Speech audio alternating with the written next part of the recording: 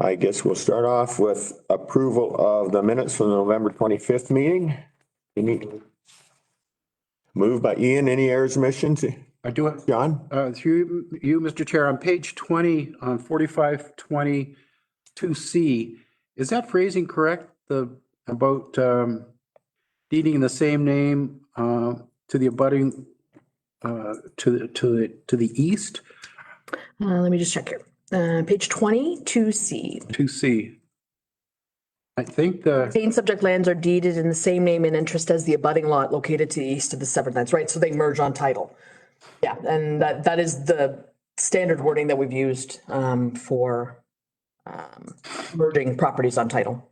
but you're saying the retained subject land, isn't it the severed land that has to be put in title with the lot to the east? Which one is this one? Which one? It's the one with 20. It's it's that narrow lot that was going to enlarge the driveway, unless I'm mistaken. And it seems to me it's the severed part that has to be put in title with the retained lot to the east. Yep. Okay. So we'll make sure we correct that then. It should be the other way around. So it'll be 2C. It is the severed lands. Catch. Any other questions? To be merged. If no, Ian has moved acceptance. Don Andrews, second. Andrews, second. Take a vote. Andrews, Yes. Fleck, O'Grady, Yep. Kennedy, Yes. Selden, Yes. Van Castren, Yes. Aldred. Yes. Motion carries 7-0. Yes, I should ask, does anyone have any community interest on any of the applications this morning? No? Were the signs all up for today's applications? Yes. Yep. Okay. Two of them. I was out there for an hour and a half in Bam searching for signs, but I just had no luck. No luck, no signs. By day. It's been some old ones still up somewhere. And I guess in here we have the report that Nancy drew up and took to council and presented on my behalf. Any questions or comments anyone has on that? Good report. It's pretty standard from last. I literally took the one from last year. John? Actually, I enjoyed it, but it also sounded optimistic for 2021 as far as numbers. Are we confident about that? Yeah, through you, Mr. Chair, I am, because I'm seeing levels of activity across the county in terms of subdivision development, lots, residential units. So I feel like we're going to probably see as high a level, if not higher, than last year or years past. So Well, that's great. It was greatly phrased, so I was optimistic that that's what it'll be. Thank you. hopefully I'm not wrong, but I have a feeling that we're going to see high levels. So Yes, and I can't believe the interest in buying land. We have 4 people that are trying to buy land, which isn't in Dutton. They'll have to get it put into Dutton. But they're looking at it for housing. Sold another 8 homes this past week. New homes now over 550,000. And they've got 3 more started. And another subdivision's got 32 lots sold, and he's only got the ground moved around, so it's unreal. And there's a lot of other commercial developments coming too. Okay, and I want to thank you again, Nancy, for doing that and taking it to council for me. no problem. Mr. Chairman, Yes, Dennis. yeah, I wasn't aware it was going to county council. I thought this was still a draft. Perhaps in the future, if this committee could be told when it's going to county council. Okay, sorry about that. We were, Pardon? I thought we were told. We were at the last meeting. Within the, Meeting. Was at the last If I meeting. missed it, then I apologize, Mr. Chairman. It's always the last meeting before the warden's elected. So it's the last meeting in November. Right. So we actually missed it because I wasn't aware that we even did it. So I ended up going to the first meeting of the new council. So, yeah. Normally. But normally would be the last meeting in November, essentially. Yeah. Yeah. Okay. I'll make a note though that, I mean, ideally, I would like to be able to take this draft report to you so you can see it even before it goes to committee, that would be the ideal. I just, unfortunately, this year is a little different and I'm still learning the job, so. And it's been a, In so many ways. We've never seen it years before in advance Oh, you haven't? Okay. Well, if you'd like to, I certainly can. I mean, and then given out. Yeah. I can do my best to make sure that you receive it. good to see it. Yeah, sure. That way, if there is any discrepancies or changes that you guys can see it and, discuss it, so. As a council and one of our mayors says to us, well, what about this or what about that? You know what's in the report. It's just another year. This year's gonna be like, it's like last year, there's no public. John? Yes, Mr. Chair. I'd also want to acknowledge the next year's schedule all decided and set out. I think that's really helpful. Thank you for that. Oh, the memo? Yes, yes. Yeah, we can talk about that next if you'd like. Yep. Yes, so just through you, Mr. Chair, the following schedule for the LDC meeting for 2021 is there. If there's any glaring discrepancies or issues with any of these, please let me know. I'm thinking Easter, but I don't think we have any conflicts with Easter or Good Friday. So, we're on Wednesday anyway, so it shouldn't be an issue, but just wanted to make everyone aware of the timing of the meetings for 2021. Okay. Can they be altered if we get closer to the date and we have to alter them? Yes, I think so, yes. It will alter the deadline as well, so we'll need a few months. A couple of months is helpful in terms of if we need to move it around, so that way we give ample notice for people to provide the deadline for submissions. Is there any dates there that anybody in committee sees a problem with at this point? One. Not a problem so much as, what happened in February? How come we're going on the Tuesday in February instead of the Wednesday? Is that the Tuesday? It shouldn't be. It should be the Wednesday. I don't know why. Yeah, let me double check that. Have the same days. Let me just check that on my calendar here. It should be the Wednesday. Like it's not, there's no reason it wouldn't be. So it's an error on my part then. February 23rd. You're right. It should be February 24th. We'll make a note of that. Is there one that you want to say anything about now, Rosie, or not? No, it's just this is my birthday and I didn't want to have to. Better way to spend your birthday. I know. Surrounded by your fellows on the committee. That's the one way to ask for presents. Huh? Yeah. Pretty subtle. I didn't say what date though. I think if we can stay with these dates, it makes it easier for the local municipalities too to know that They have to have. the deadline for the applications. If we start moving it, then we don't. So I think if we can stay with this, the municipalities know when they've got to have the applications to it. If we move it back, then we get into it. Yeah. Yeah, I think you're right on the money. Excuse me, Mr. Chair. I think you're right on the money. Nancy, can we just, maybe the clerks are sharp enough to pick it up anyway, but we have quite a few months where there are 5 Wednesdays. And if they get in the habit, well, it's the last Wednesday, it's the last Wednesday. It's not, it's the 4th Wednesday. It's the fourth Wednesday. So if you could just be clear with the clerks, because you can see that being an easy mistake. Mainly to get to the township offices or to the municipality offices and then to the planners who do all the, who take an account. Or the clerks, this goes through the planning, the planners of each municipality to have, they know the date then. And they've got to do it.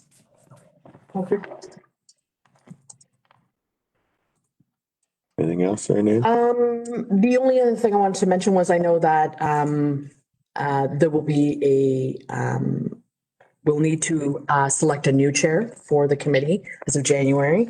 I've never done this as well, so I'm going to have to go through that process from what I understand, but that'll be the first order of business in the January 27th meeting. So everyone, consider if there's anyone that wants to step forward. I really want to thank Doug for his chairperson role this year. Thank you so much. Really appreciate it. If anyone is interested, then consider that for January 27th. Okay. Well, I'd like to thank you, Nancy, for getting us through this. quite unusual year and starting partway through. And I think also we need to give some thanks to our guy that sets the camera up and tries to make us visible to the rest of the world here. Do it. I think it's gonna go on for, I think so. We may be streaming for ever. We might just start doing that as a component of the meetings. It just seems like it reaches more people too, so, yeah. Do you have anything else, Nancy? Or I do not, if there's anything else anyone wants. Don, did you have something there? Mr. Chair, is it true that the new chairman will have the opportunity to set the meeting starting time? Chairman can ask for whatever he wants. Guarantee anything. I object to that because we offered at the last meeting to change it. To my rate, he said he was okay with 9 o'clock, so. Comes the farthest, is it you, Doug? I think you were Probably. probably close, right? You were John maybe, but, yeah. How long does it take you to get here, John? It's not bad, actually. It's 40 minutes. And I 9 o'clock is better. I like mine. Doug only lives partway through West Elgin. He lives, Yes, right. I could be a lot farther away. Enough, but you and I are pretty close.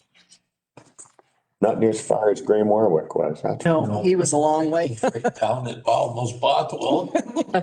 close to Kent as you could get. Yes.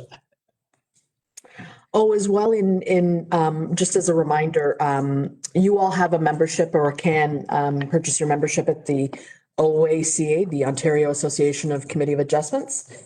And there's lots of available resources as well if you belong to this membership. So if you do decide to join, which I highly encourage you to do, just join online and then send me the receipt when you've paid it and we'll pay you.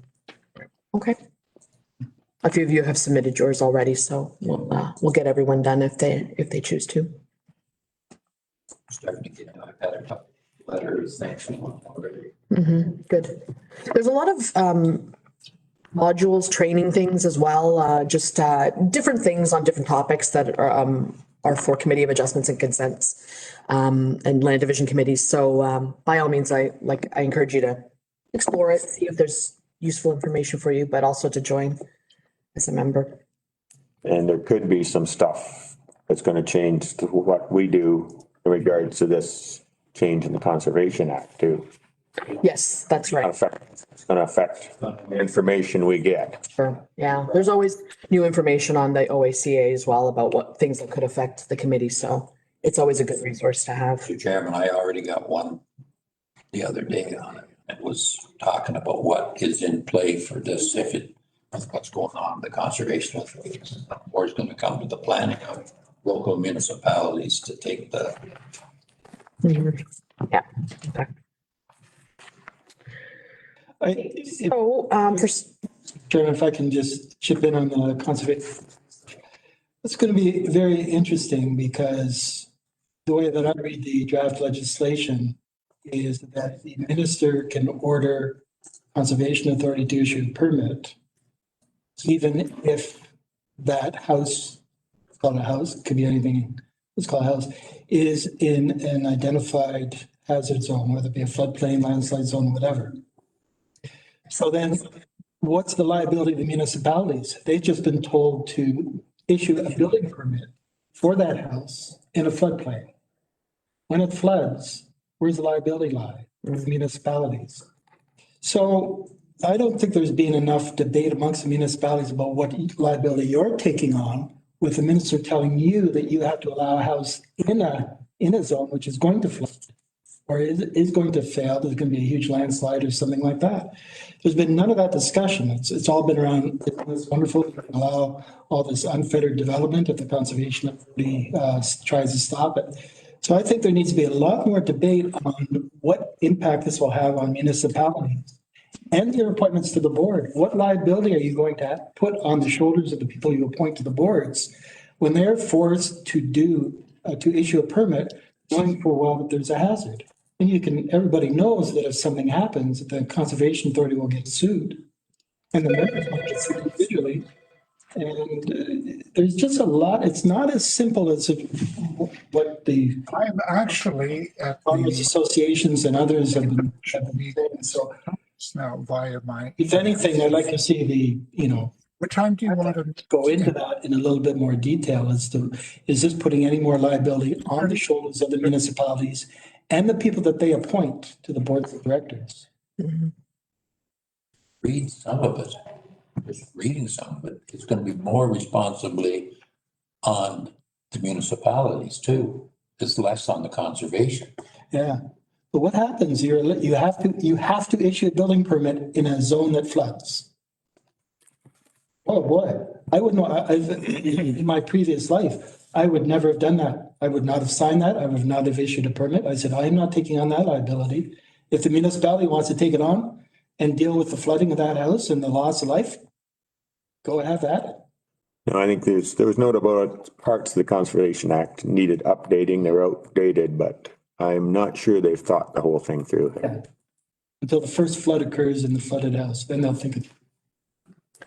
Anyway. And through you, Mr. Chair, especially given the changing climate, we know flooding is probably going to be a major concern. Erosion's already a concern, all of those, right? Having said all that, I'm certainly aware of the reasons why, because there was a lot of senior staff that would not rein in their technical staff. And that was part of the, and then, and subsequently, in my opinion, there's a lot of boards of directors that don't exercise their proper role to rein in the staff. I've seen been to too many board meetings of other authorities. The staff are running the show and not the boards, and that's not right. So I understand why it's happening. I saw this coming several years ago because of all the eco-Nazis that are out there on conservation authorities. There's a lot of them, and that's fine. We need them. But that's where the boards and the general managers and the senior staff have to say, relax. We got to compromise a little bit here. Through you, Mr. Chair. Along that line though, Dennis, you said more than once, be forced to, or the municipalities would be forced to allow a building permit or grant a building permit. My question is why? Who can force the municipality if the province says you're going to issue a building permit and the municipality says, no, we're not doing it because of these reasons. So I think we have to, as local people, still stand up for what is right in our local community and tell those people, I know this is being videoed, in Toronto to back off. Yeah. But If it's warranted, sorry. sorry. No. And you're 100% correct, but municipalities treat the conservation authorities permit similar to how the municipalities treat this. Municipalities say, if they'll approve it there, let them turn it down. And that happens far too often in far too many municipalities. The municipality agrees with the development, let the conservation authorities say. So, Andrew? That's similar to the grow operations that a lot of the councils didn't have. It was happening before the council even knew going on. The province. Ian? I happened to read 2 articles in the Globe there a week ago, and they're stressing that most of this pressure to change this is coming from the big city of Toronto. And all the areas down there that are running out of land to develop. And they are trying to develop all this green land or green space that we had. They want to develop all it now. They've got hundreds of people want to buy that stuff and develop it. And this way they figure they can get it, because if it goes to Vaughan or some other place, they'll say, go ahead, build on it. John? If you guys Google the Ontario Federation and Western Ontario Farmer had a big write-up this week about it, and actually a lot of it is already in place. It's around where that airport was and all that. Yep. Typical. Yeah. Dennis? on a different topic, Mr. Chairman, if I may. About a year and a half ago, I had a chat with the CAO. I think we were all interviewed or something like that about the changes that they might be proposing to this committee. And so I don't know if the CAO and staff are far enough along, but if there's an update that they could provide us, I'd be curious to know what they're thinking is going to happen to this committee. And more importantly, I mean, we're, only 2 years away from the municipal election. And theoretically, we could all be replaced. There could be a new structure. We don't know what's going on. And I think with the expertise that many of us have around the table, we could be a real asset in helping to sort this out. I'd hate to get to a point where they've made all these decisions about how it should be made, and we haven't had any further input into how to help the process. I don't think anybody here is saying that it should not change, but with the expertise and the knowledge and the complexity of what we deal with, and I sometimes think that people, not necessarily around here, but others don't fully understand the complexity of the job that we do here and all the various pieces of legislation, the negotiations, the back and forth, the arguments, the debates, the policies that we have to deal with. I don't think a lot of people, unless you're actually sitting at this table, understand that. And so to see us not consulted and be able to help guide the process for the county a little bit better, I think would be a loss, frankly, for the county. And so how can we help guide the process and what input can we have earlier on in the process rather than a typical consultant's report that says, here's what we're going to do now, comment on it and ignore your comments because I've already decided what to do. I don't want to do that. Ian? I think, in talking to some of the mayors, I think we want to leave it to them. They're the ones, and a lot of them don't want the decision to come back to the local municipality. Definitely don't. And I think we should wait till they and Julie get together and do what they're thinking about. But I know that different ones want to be able to have it come to another board to deal with it. Do they want it to be a county decision rather than a That- that- township or municipality decision? Because it's going to happen. It could happen every 4 years. You get two people run. They're there to make sure that this changes and everything goes haywire. Yeah. And I think we should wait till Julie comes because I know that the local members of county council are talking about it. Through you, Mr. Chair, the service delivery review is out, so there are recommendations. In terms of Land Division Committee, there haven't been any real recommendations about changing the structure at all or removing it for that matter. The LDC, I think, is expected to continue. But what I can do is for the next meeting, either Julie can come or I can present some of the recommendations on LDC to you guys. So I'll bring that forward. Okay. John?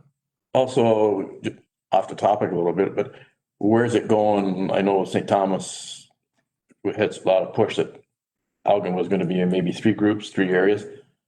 And the next election, will that, like, I don't know if you've heard any more about that or if that's been on the table, but there was quite a push to have St. Thomas and a certain area together, then the west and then the east, like maybe 3. Is that still being talked about or do you know, or? Through you, Mr. Chair, I haven't heard anything about that. So I'm going to assume that either it's maybe died on the vine or it's something that is happening in the background that I'm not aware of. But we can, if Julie ends up coming, Julie Gagne is the CAO for the county. If she ends up attending the meeting next time, maybe you can ask something similar. She's probably more knowledgeable about if there's going to be that kind of change to committees and things like that. So. And I'll just throw Mr. Chairman onto what John has said. The city, as we all know, are looking for more land to build on. They have come almost as far as they can to the south. You know, like that piece they got off of Southdale Road now. I can't believe how many of those lots are spoken for. It's, to your it's, and we all know that the present mayor in St. Thomas, his past positions, he has the knowledge to work with the province, and Yes, that's it would be interesting to see where that, if that is still. I know there was a few mayors that were in favor of it too. So, but that could change this whole system too if it. Okay. John? But just to add to that as well, and unless I'm mistaken, BAM's losing its CAO and heading to St. Thomas. Does anybody know what the status is of, Central Algon. what's that? Going to Central. Central Algon, sorry, yes. And thank you. Thank you. Maybe we shouldn't thank him yet. I have a great respect for him, so I have no doubt he'll do Central Elgin proud. Is there any word on a replacement for him, For BAM, for Bam? through you, Mr. Chair, nothing yet. I think I've seen, It's been advertised. I was gonna say I've seen the advertisement, but that's all I've seen. So I'm assuming that they've got the word out there. They're advertising for it. But of course, CAO could take a while because it is such a big job. They probably have to do a series of interviews for something like that. I would assume. It's a pretty big deal, right? Doesn't happen overnight. Yeah. It's probably, you want to make sure they get the right good candidates. For BAM, the replacement for, because Central Elgin, I believe Paul Shipway starts in January. Anyway, Yeah, so BAM may be without a CAO for a little while. I don't know who steps up for that, but yeah. Go, John. yes, Yeah, John, they may be calling on you. check on the starting working of the working day and we'll see how that fits. Thank you. We only have 4 minutes left, so unfortunately, they gave us half an hour, which actually worked to our advantage because we did have a lot to discuss anyways. But we will need to wait a few minutes until we start the first item.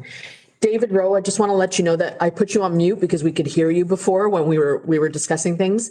So you'll need to unmute yourself for the 9:30 item. There you go. Sorry about that, guys. It's okay.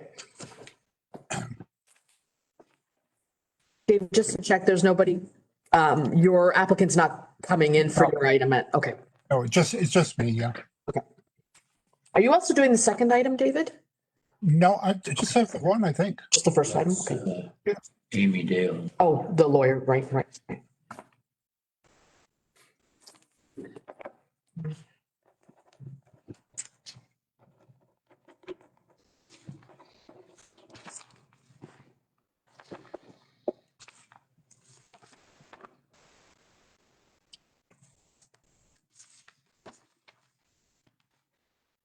Just so everyone knows, we have about 5 or 6 applications at this point for land division in January, so I expect the full morning. We'll probably be here the full morning, especially if we have various items to discuss as well, like the service delivery review.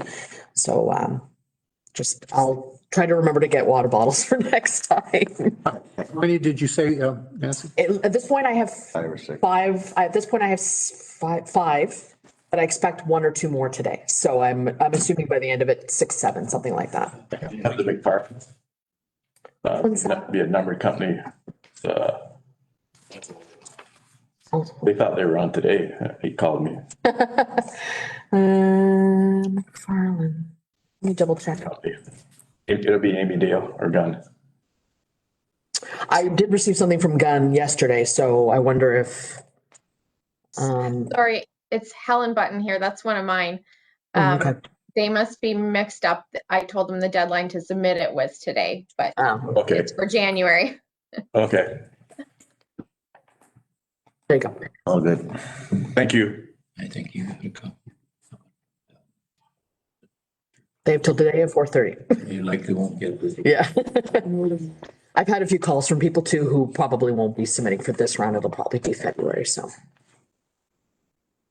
Nancy, did you get much feedback from your letter that was gonna go to council? Yes, I meant to tell you, sorry, thank you for bringing that up. So the Brat Road, Yes. I brought it to council. I think I sent a copy of it to all of you. If not, I really apologize, but I put that on council and they were going to be drafting up right now a letter to Dutton Dunwich. So, and I've already had the clerk for Dutton reach out to look for a copy of that letter. So. But we didn't get a copy of the final letter. We're gonna make a few revisions, I think. Based on some revisions, I did revise it and I put it in a memo form so it looked nicer. So what I'll do is I'll circulate that to you as well. Okay, Memo on Brat Road. thanks. Ian? Mr. Chairman, just so everybody's aware here. The couple that were here for it, they've got their mailbox up and they're waiting for a sign and the mailbox is up and it says such and such number. Brat Brat Road. Road. Oh, geez. Yeah, there has to be something done there because, John? Just, I don't know when it's gonna come up, but we're gonna have the same problem in Probably with the property have already been, you probably know who it is. It's was up several years ago and it's gonna come up again. Okay. This thing is just, And I don't know. let the local municipality deal with it. So the same issue, you mean it's a laneway basically that's not owned by the, Yeah, it's a laneway and there's houses on it and the individual wants to sever one of them off. I take it he hasn't gone that far, but I'm sure he's working at. He has a restaurant in Tahoe that he sold and now it's closed. okay. Okay. It's 9:30, so we can start here. Application E5020, for Gerald Blatz. You're with us, right, David? Yeah. Okay.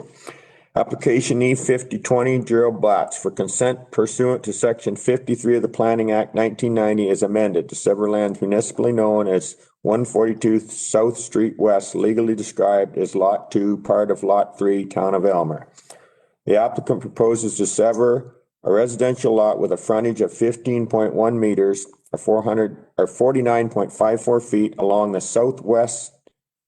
South Street West by a depth of 67.1 meters or 220.15 feet in an area of 944.4 square meters or 10,165.4 square feet. The owners are retaining a residential lot with a frontage of 15.1 meters, 49.54 feet by a depth of 50 meters, 165.36 feet, and an area of 758.4 square meters or 8,163.35 square feet containing a dwelling and one shed.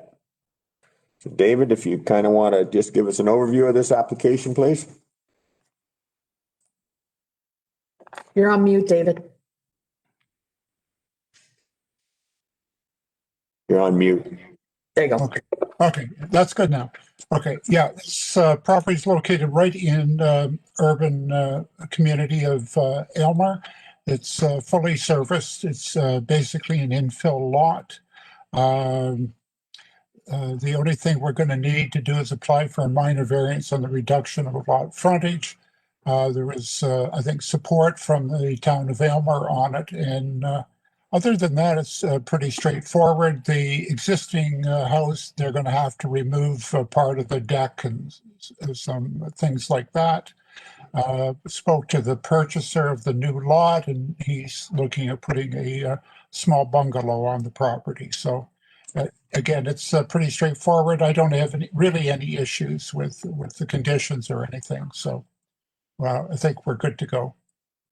Okay, thank you. Nancy, if you want to give us your part. Yes, so the Township of Elmer provided their comments. They're in support of this application. They want the following conditions added, that council therefore requires that both the retained and severed parcel identified in the application require a minor variance or a zoning bylaw to satisfy the minimum lot frontage. That both the retained and severed parcels install hard surface driveway access to each parcel, which conforms to the requirements of the town of Elmer, and that the severed parcel would access the town of Elmer infrastructure for water, sewer, storm services as required in a manner approved by the town of Elmer. Let me just scroll ahead. There was no issues from the Catfish Creek Conservation Authority. The County of Elgin Engineering Department had no issue, as this is not on a county road. And then the County of Elgin Planning Department, it's obviously in the settlement area of Elmer. It has full services. Therefore, there is really no issue with the severance. We recommend the following conditions: a digital copy of the draft and final deposited reference plan, solicitor undertaking to provide a copy of the plan. And I want to note that I had asked for several conditions which are more related to lots that are on private services. So I mistakenly added them in error. So I would like to make a note that condition C will be stricken in its entirety, as this will all be taken care of through the township's permitting process for the new building to ensure that they're connected to full municipal services. So, and that's it. Any questions, comments from anyone on the committee? John Sheldon? Mr. Chair, Nancy, what's the minimum frontage that is allowed? They've split the property, both lots are too narrow. And I know they were asking for a minor variance, and I guess that's pretty straightforward. But do you have a sense for how close they are to what would be acceptable? Well, the applicants proposed to sever a vacant lot with a frontage of 15 meters on the eastern portion. The retain will be 15 meters. The zoning bylaw requires 18 meters, so they're only off by 3, basically, yeah. And given the comments from Elmer, I'm going to assume that they're in support of that change, so Yeah, I'll have to go through that public process. Elmer didn't seem to have a problem with that. It just seemed ironic that by making a separation, you end up with 2 lots, both too narrow for the bylaw. And as if perhaps you could insist that one meet the bylaw and one not, but I guess that just wouldn't be considered fair. Is that right? That would make the one left really narrow then if Too you. narrow. Too narrow. Okay. I think if I might through you, Mr. Chair, I think if you look at the aerial photo looking down, because the existing house is built long, the lot is quite long. It's fairly narrow, but it's quite long. And had that house not been built the way it is, I don't think you'd ever see a severance application here. Yeah, I agree. Because of the severed lot being long and narrow too, they can build a nice bungalow, longitudinal, I guess, if you will, and it won't be a problem. But Nancy, do you know, and this is something I'll ask the town to clarify because I'm their rep, but is 18 meters, is that for any lot? Because I thought there was a lot of lots that are like 40 feet now. Yeah, through you, Mr. Chair, it might be the zoning, like the different zones. Oh, for that Sizes of zone. lots. Okay, So this one in particular is this R1B, I believe. okay. There's a series of R1s that I've seen in the Elmer zoning bylaw, and they probably allow for different sizes of lots. So I know where I come from in the city of London, we had a lot of residential zones that varied widely in terms of the size of lot and the size of frontage. So That clarification depends on that zoning on that particular property. it's just this particular part, or this particular area in general. It might be, in general, a lot of the lots in this area have this 18-meter frontage, so the zoning reflects that. I'm on a older lot that's 66 feet wide. Put a house down and build a highway. You got a farm, John? move with all the, John Andrews moved. Okay, second. Jack second. Andrews moved. And sorry, seconded by Jack, and and Castron. Okay, we'll take a vote. Andrews? yes. Black? Yes. O'Grady? Yep. Kennedy? Yes. Selden? Yes. And Castron? Yes. Aldred? yes. Motion carries 7-0. Decision rendered today for application E5020 will be circulated within 15 days after the notice.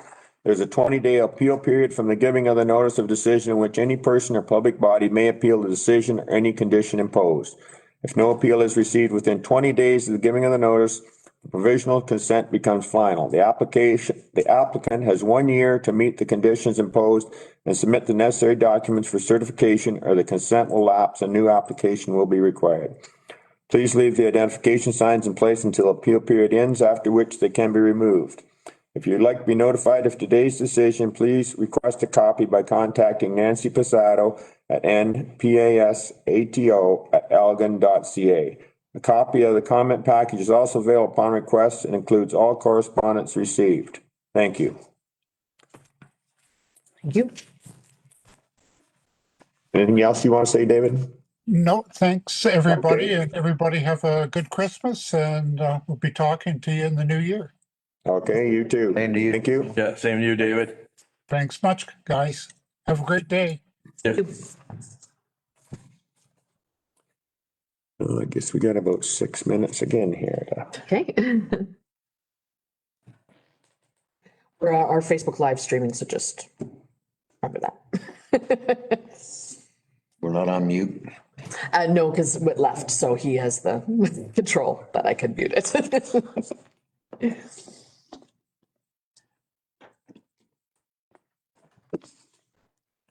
I'll open my Christmas card, Brent. Thank you so much. Thank you for the card. First time I've done cards in 3 years. It feels like the year for Christmas cards. I sent out a lot. More cards this year.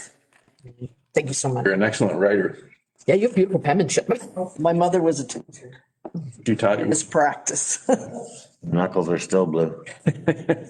Yes, Chairman, thank you. thank you, you. Chairman. Yeah. Awesome. Just trying to sweeten us up before the meeting. Yeah. Yeah, it's, Should do that. Make you guys think being chairman's not such a bad job. Actually isn't. You gotta be a bit meaner to us if you don't want to sit up there next year. yeah. So the way the order of operations is you'll become vice chair, right? Like that's, No. no, that's not necessarily how it goes. You elect your chair and your vice chair. I see. Yeah. He becomes past chair. I see, past chair. Yeah. That's what I am this year's past. I see, past chair. So you were last year's I chair. was, yeah. Yeah, because I was on that, I've been on, It was a whole new committee. but for Kathleen and she was ill, so yeah. How is she? Be in Florida at the same time. How is she doing? Guys come. Doing quite well. I've had lunch with her and, yeah, she seems to be good. I suspect all the other people. So I'm gonna head west from here and make a circle.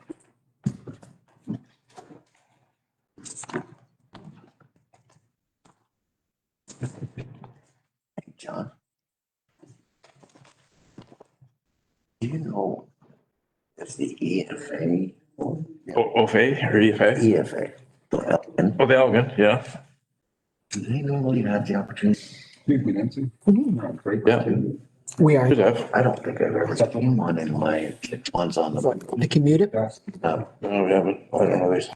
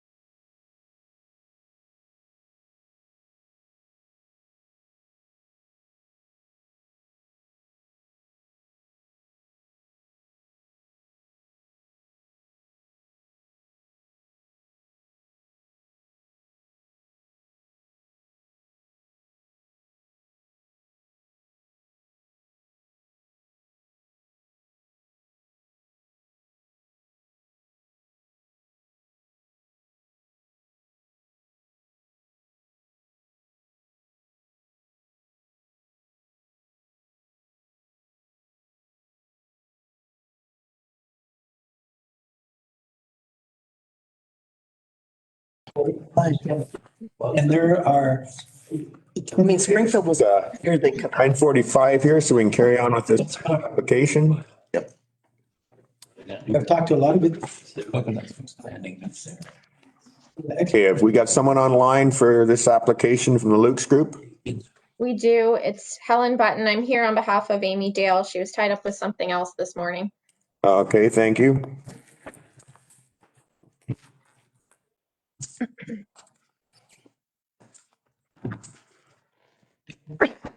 Okay, application E5120, the Luke's Group Incorporated and KL Logistics Incorporated for consent pursuant to section 53 of the Planning Act 1990 as amended to sever lands municipally known as 35556 Fingal Line, legally described as Lot 17, concession NTR, Township of Southwold. The applicant proposes to sever a residential lot with a frontage of 32.55 meters, 106.8 feet along Fingal Line by a depth of 88.99 meters or 291.96 feet and an area of 0.2853 hectares or 0.704 acres.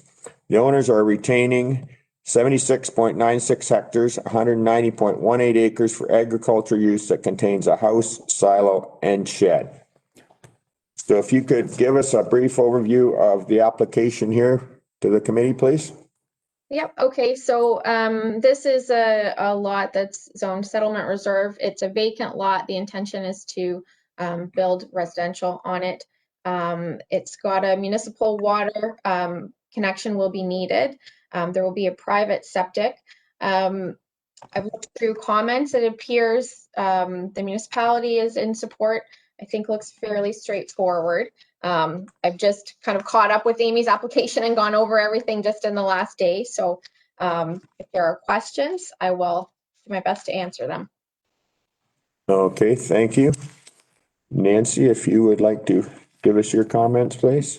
So the Township of Southwold provided their comments and they are in support of this application, provided the following conditions are added: that a zoning bylaw amendment is in force and effect, that a septic system assessment be conducted on the proposed severed parcel to ensure that the lands are suitable, that the municipal water connection has been installed for the severed parcel, drainage reapportionments and payment therefore, that a mutual agreement drain be provided, that contribution to Parkland Reserve fee be paid, $1,750 for the creation of a new residential parcel, that all financial obligations to the Township of Southwold be paid in full, an electronic copy of the registered survey has been provided to the township, and that the solicitor provides an undertaking that a copy of the registered deed for the severed parcel once the transaction has occurred. The Lower Thames Conservation Authority also provided their comment. They wanted everyone to be aware that this is within the natural hazards section of the Conservation Authority's interference with wetlands and alterations to shorelines and watercourse regulation. An application from this office is required prior to any works, construction, or alteration taking place within the regulated area. And that was all the comments they had. They didn't say that they were there was any issue with the application. They wanted the applicant to be aware, though, that there is a permit required. The County of Elgin Engineering Department provided the following comments: that the owner dedicate lands along the frontage of the severed and retained lot parcel up to 15 meters from the center line of construction of Fingal Line County Road to the County of Elgin for the purposes of road widening if the right-of-way is not already to that width. Direct connection to a legal outlet for the severed lot is required if an existing connection is unavailable to the satisfaction of the county engineer. All costs to be borne by the owner. Discharge of water to the county road allowance is prohibited. That an entrance permit be obtained from Elgin County for the entrance to the severed parcel. All costs associated with this shall be borne by the owner. And a lot grading plan is required for the severed lot. And Elgin County Land Division Committee comments from the manager of planning for the County of Elgin. We're in support of this application as well, provided the following conditions are added. The applicant shall provide the Land Division Committee a signed acknowledgement and undertaking confirming a digital copy of the draft and final deposited reference plan. Solicitor undertaking. The applicant shall provide to the County of Elgin a signed acknowledgement and undertaking confirming that the applicant has been advised that the Ontario Building Code requires confirmation of servicing, including an individual on-site potable water supply and/or an individual on-site sewage system, that the applicant has made the necessary inquiries of the municipality to determine the work necessary in order to confirm that the site conditions are suitable, and that the applicant undertakes to advise any future purchasers of the above acknowledgement and the results of such inquiries, and that the municipality confirms that there is sufficient reserve municipal water capacity within the system.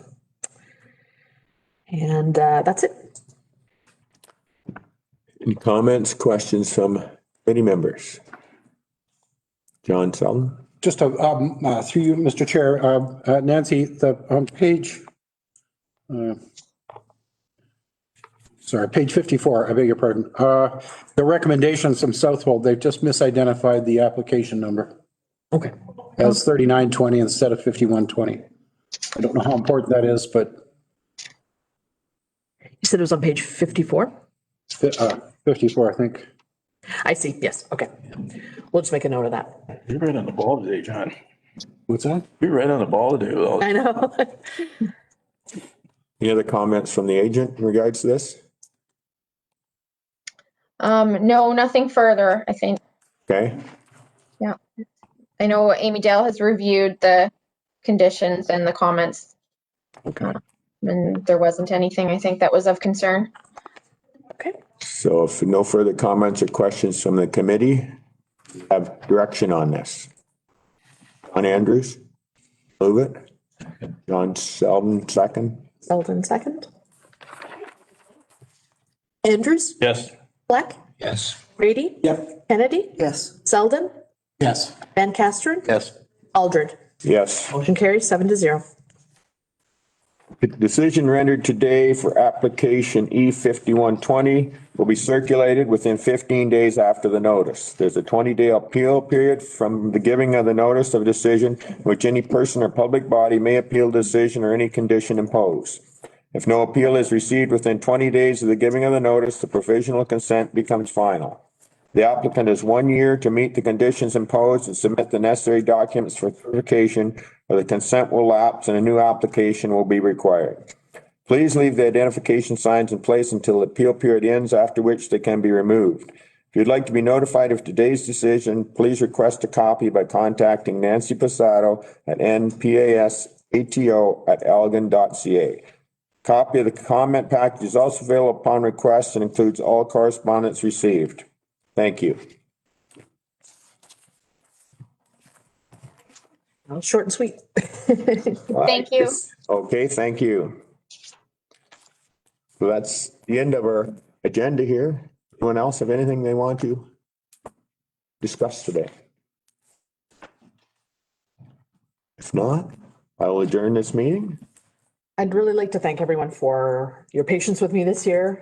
This is a whole new role for me, so certainly trying to figure it out while still conducting the meeting has been challenging at times, but I really appreciate your patience and help with everything. So thank you and Merry Christmas to all. Merry Christmas. Same to Thank you you. for the great summaries. Oh, thank you. Oh, you've done an excellent job. Thank you. Appreciate it. All year and stepping in. Hadn't had a meeting and Yeah. What you're difficult, pity difficult. Yeah. I'll ask you. Meeting, you can end the Facebook. Not the new one.